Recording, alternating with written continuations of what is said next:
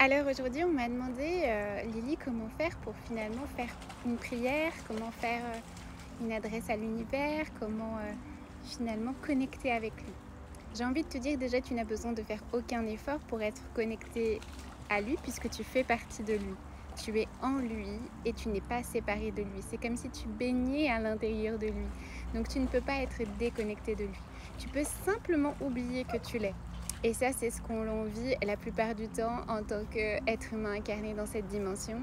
On pense que du coup,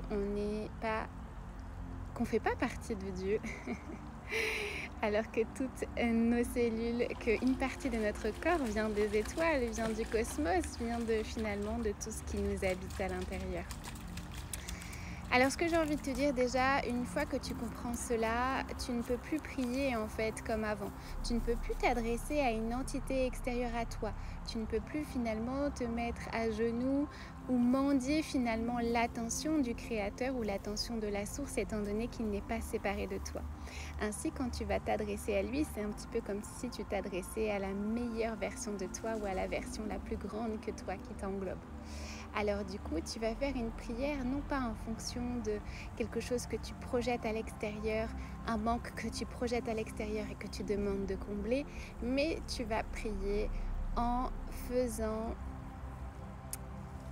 en comprenant que toute ton attention est dans ton cœur et si tu es dans ton cœur et que tout est déjà là. Alors parfois ça peut être très difficile quand on vit une période de maladie, quand on vit une période de dépression, quand on vit une période de manque, de faillite, de doute émotionnel et du coup on se dit mais comment c'est possible de pouvoir finalement prier en dehors du manque puisque je vis le manque dans ma chair. Et bien, j'ai envie de te dire que le plus important, c'est de faire croire à ton cerveau analytique qui est finalement bercé dans une énergie de croyance limitante, de lui faire reprendre confiance en quelque chose qui ne peut pas palper, en quelque chose qui est finalement à l'intérieur de ton cœur. Alors quand tu fais ça, quand tu pries, je t'invite vraiment à poser tes mains sur ton cœur pour ressentir finalement la vibration du cœur, la vibration de l'élan, la vibration de la source. Et ensuite de demander à la source de t'envoyer finalement la force, le courage de traverser ces épreuves, de t'envoyer finalement la sagesse pour vivre ces challenges de vie, de t'envoyer finalement des outils pour... euh, pour t'aider à te convaincre finalement que tout est déjà là.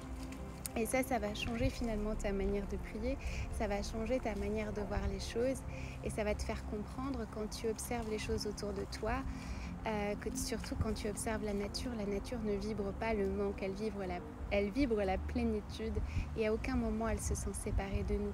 Et ça aussi c'est quelque chose qui, qui va te faire changer ton point de vue sur Dieu, sur tout ça.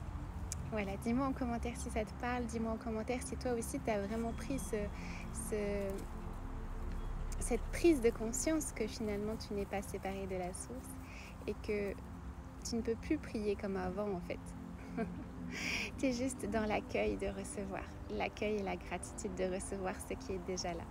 Je t'embrasse très fort et à très vite.